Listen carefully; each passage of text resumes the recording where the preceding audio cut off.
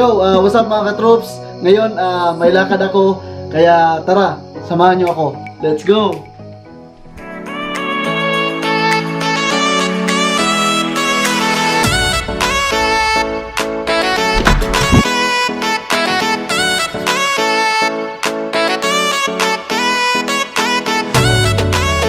Alam nyo, yung ibang lugar namin dito sa Sweden, like Stockholm sa malalaking city, ubusan na ng mga bigas, asukal, yung mga primary needs ng mga tao. Ngayon ay mamili na tayo, manigurado. So let's go. Ayan, linis na tayo.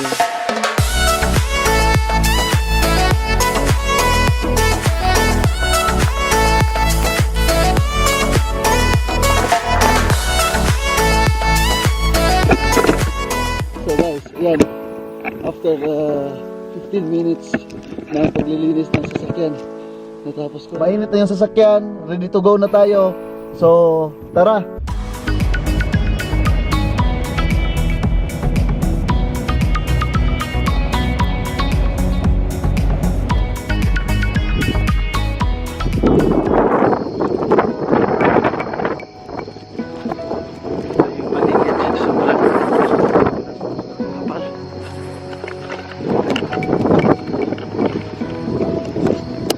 Tayo sa bilihan ng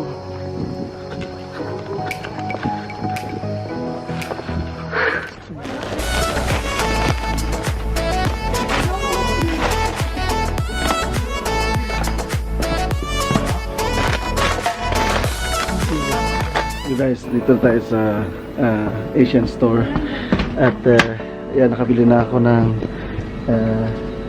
pancit canton. Tapos kailangan natin bibili ng patis.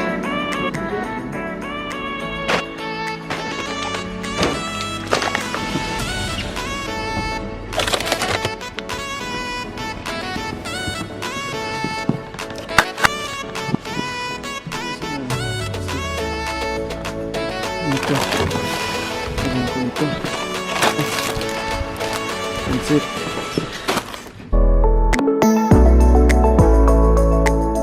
Yan. Ito, nagbayad na ako sa mga binili ko. So, yan yung friend ko. Yeah.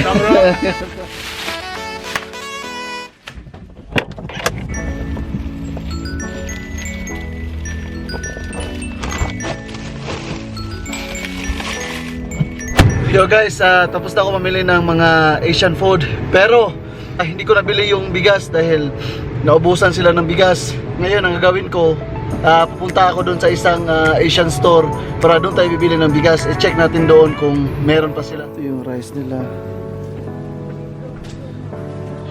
Wala silang rice na 20 kilos, so bibilin ko 5 kilos na lang yung bigas. Yan, nagbabayad na ako ng rice kasi ubusan na ng rice. Bigyan ako ng tulong. Dapat uuwi na ako sa bahay pero napatingin ako dito sa lake. So, ipapasyal ko muna kayo doon sa lake. Tara. Dito na tayo. Malapit na tayo doon dito sa lake. At kita nyo naman yung paligid ko. Sobrang lamig. At puro puti yung mga nakikita nyo. So, ayan. Yung ano niya. Dito yung maliit na city namin dito. At dito naman sa kabila yung library.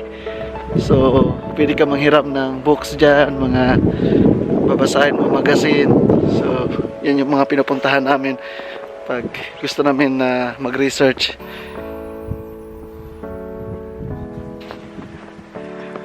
Grabe, ang ganda. Alam mo, March na ngayon pero yung December, January, wala masyadong snow. Dito lang siya nagsasnow ng February at saka ngayong March. So yung winter ngayon masyadong late. Ayan, nakala namin ganitong panahon wala na masyadong snow, pero kita nyo ang daming snow.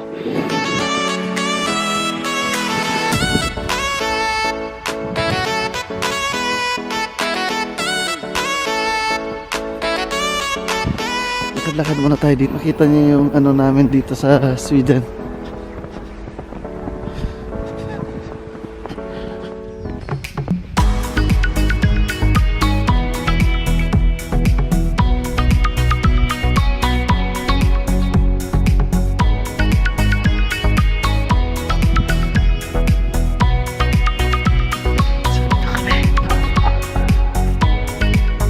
Snow.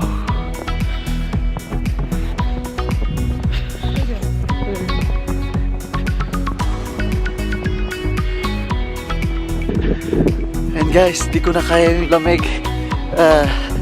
Babalik na ako doon sa sasakyan kasi yung paa ko dito lumubog na sa snow. Yung mga daanan dito hindi mo na makita dahil natabunan na siya ng mga snow. Sana ako. Yung mga tao dito andun na sa loob ng bahay nila pag winter kasi anong gagawin mo sa labas? Sobrang lamig. Tapos wala ka ng mga activities kaya stay lang sa bahay at pasyal-pasyal. Pero ngayon hindi ka naman makapagpamasyal kasi yung virus nga mahirap pag makasalubong ka ng mga tao na hindi mo kilala. So, hindi ka sigurado. Baka may sakit yun, baka mahawa ka. So, kaya nga ako namili ng mga pagkain, lahat-lahat, mga gamit namin sa bahay para hindi na kami maglabas-labas, hindi na kami mag ikot-ikot kasi sa ibang lugar dito sa Sweden, sobrang dami na rin ang kaso ng virus na yan. So, buti dito sa amin wala pa. Sunduin ko muna yung asawa ko. So, ay bibili pa kami ng mga ano namin. So yan guys, dumating na yung asawa ko at pupunta na tayo doon sa bilihan namin ng mga sabon, mga tissue. So tara, let's go. So, dito na kami sa store at tara, pasok tayo, bibili tayo ng mga gamit namin.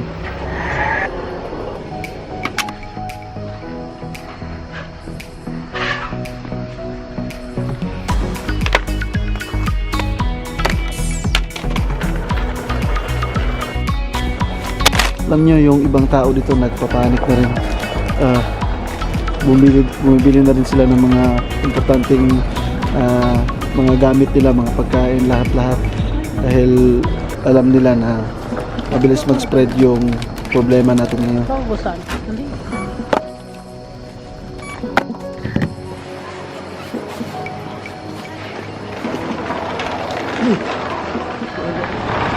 Buti nakahanap kami ng lagayan ng grocery namin kasi naubos na doon sa may lagayan. Wala nang ganito. Dito kami sa bilihan ng mga alcohol pero ubos na talaga. Kahit yung mga maliliit nila wala. Dito yung nakalagay dati dito. Pero ubos na. Sa internet wala na rin. Hindi ka na rin maka-order. Ubos na rin doon sa internet. Ubos na sa mga tindahan.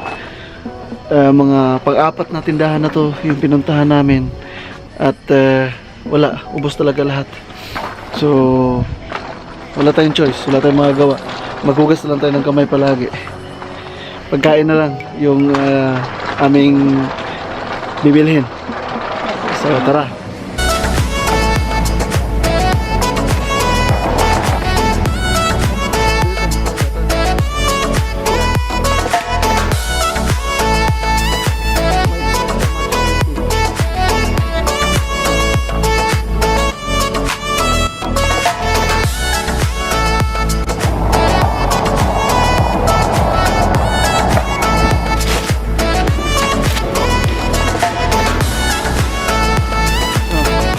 So yan, dito tayo.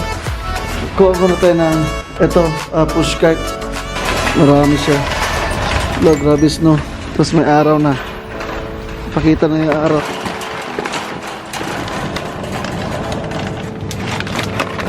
Oh.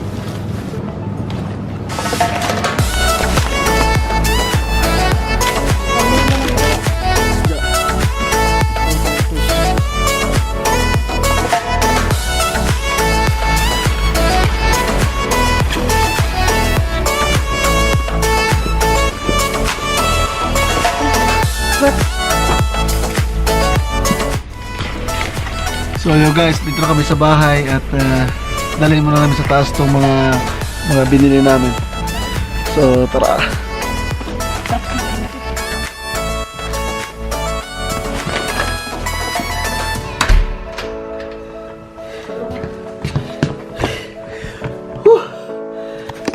So yan, dito kami sa bahay at i-ano muna namin yung mga pinamili namin, i-arrange, ilagay namin kung saan mga lagayan at lahat-lahat. Grabe, 3 balik, 3rd floor, tapos sobrang bigat yung dinadala ko, kaya ito, hinihingal ako. And guys, dapat maging handa tayo sa mga anumang mga sakuna na darating sa buhay natin. At dapat lagi tayong handa. So, thank you so much for watching and peace out.